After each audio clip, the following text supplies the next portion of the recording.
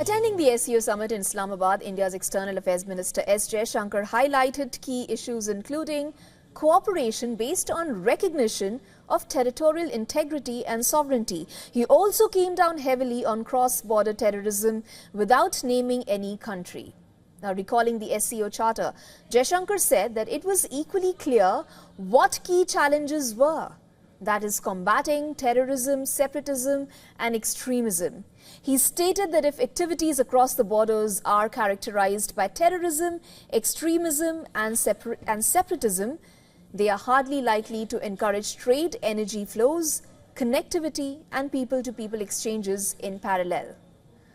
Adding that cooperation must be on mutual respect, it is the first time nearly in a decade that an Indian foreign minister has travelled to Pakistan, even as the ties remain tense between the two neighbours.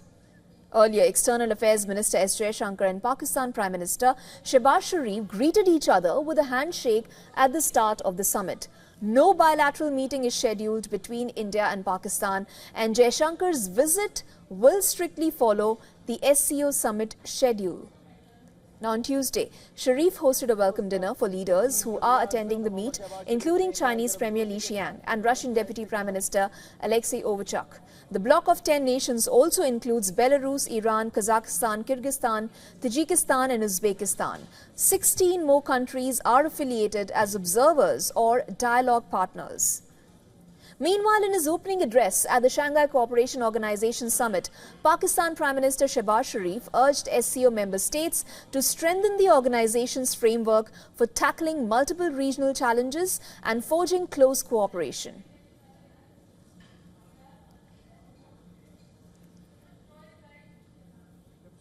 A robust SCO connectivity framework. And for more on this, our Pakistan Bureau Chief Anas Malik now joins us live from Islamabad. Also joining us is Siddhant Sibal, who is WION's Assistant Editor for Foreign Affairs. Welcome to the show, gentlemen. Let me first go across to Anas, who is on ground in Islamabad.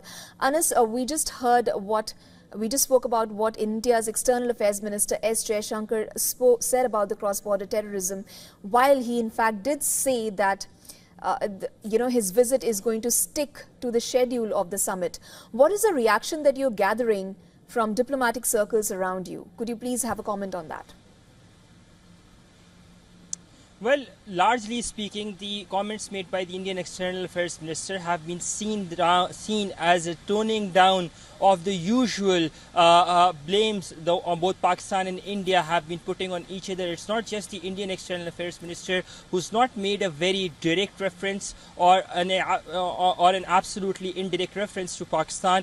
It's the Pakistani Prime Minister as well, which has not mentioned anything when it comes to bilateral relations with India or the issues with bilateral relations with India during his address. Contrary to what we have seen in the past, for instance, unilateral mentions of unilateralism or unilateral actions, or in fact the usual allegations that have been hurled across on both the sides, that have not been there. That has not been there in both the speeches. So that has been seen as sort of a positive gesture between Islamabad and New Delhi on this very forum, or rather through this very forum, the Shanghai Cooperation Organization, which talks about cooperation over confrontation. The charter talks about cooperation over confrontation, and the speeches both by the Pakistani Prime Minister Shehbaz Sharif and the Indian External Affairs Minister here in Islamabad that have been made while the heads of governments meeting is still currently ongoing as we talk,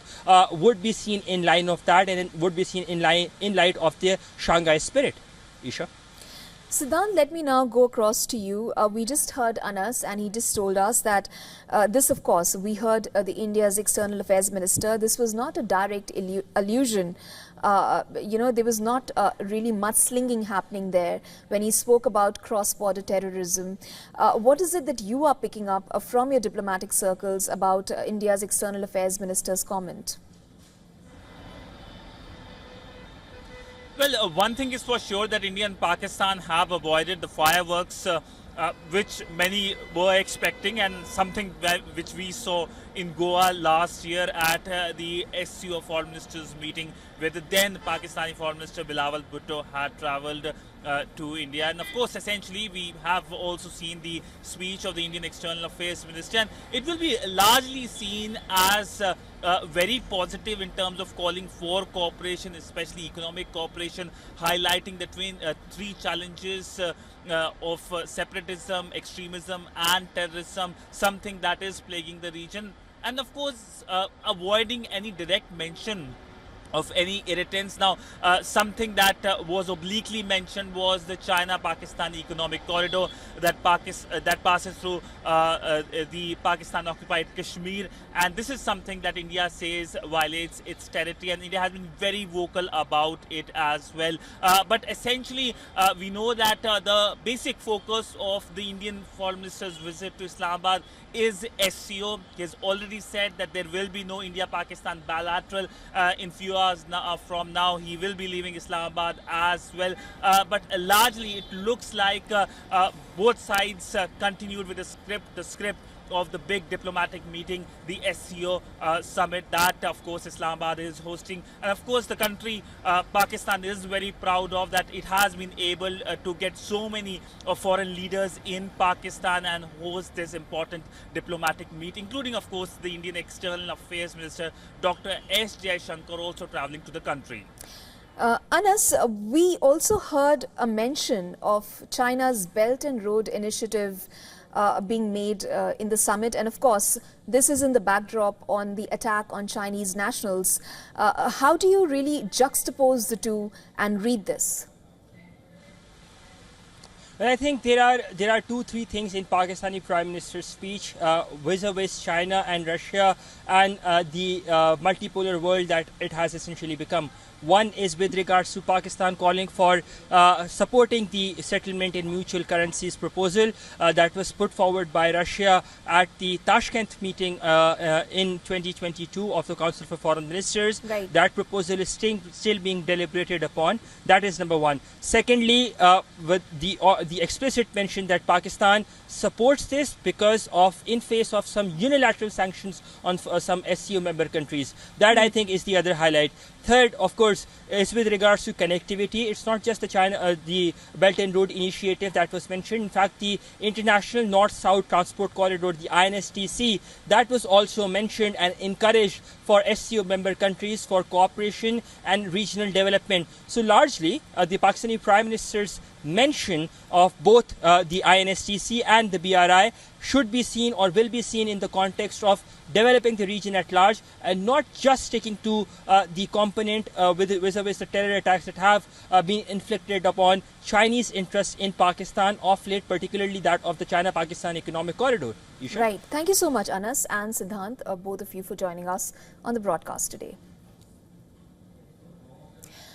Let's now move on, and for more on this, in fact, we are being joined live by Ambassador Anil Wadhwa from New Delhi. He is a former Secretary of Ministry of External Affairs and former Indian Ambassador to Belarus, Italy and Thailand.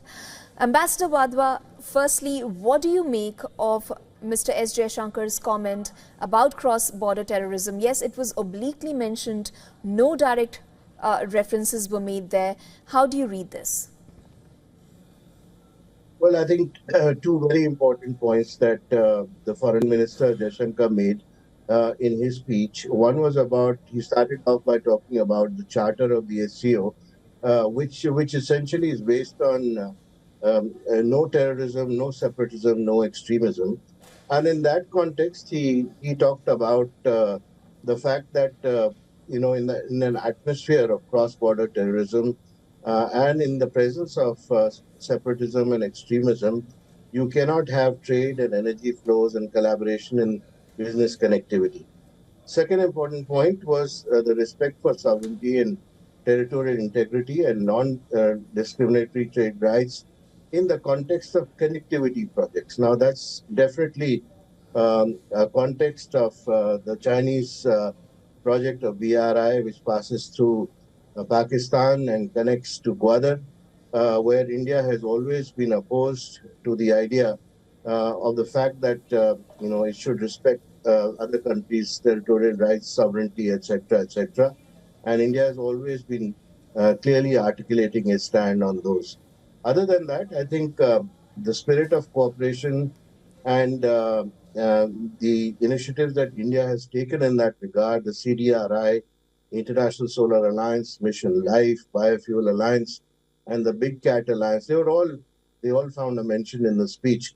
So it was made in a spirit of cooperation, but at the same time making clear that an atmosphere has to be created between neighbors for this cooperation. Mr. Wadhwa, if I have to look at the macro picture between the two neighbors, yes, it is the first visit by a high-level Indian dignitary in almost a decade to Pakistan, and this comes after his counterpart visited Goa last year for the same summit. Just to understand the macro picture, how much of a bearing will it actually have on the thawing of relations between India and Pakistan? So before he left for this meeting, the External Affairs Minister made it clear that he was there only for the multilateral context and the SCO meeting, representing the Prime Minister, and that the bilateral aspect was not something that was going to be discussed during this meeting. But at the same time, as you rightly pointed out, the fact that a foreign minister of India is visiting Pakistan after 9 years itself is a major achievement. And I expect that going forward from here, there would be some expectations which would be raised on both sides for some kind of a thaw in the relationship. But that actually depends a lot on how Pakistan behaves and what happens to its state-sponsored policy of state-sponsored terrorism, cross-border terrorism. If that an issue that can be overcome by Pakistan, then of course we can move forward between the two countries.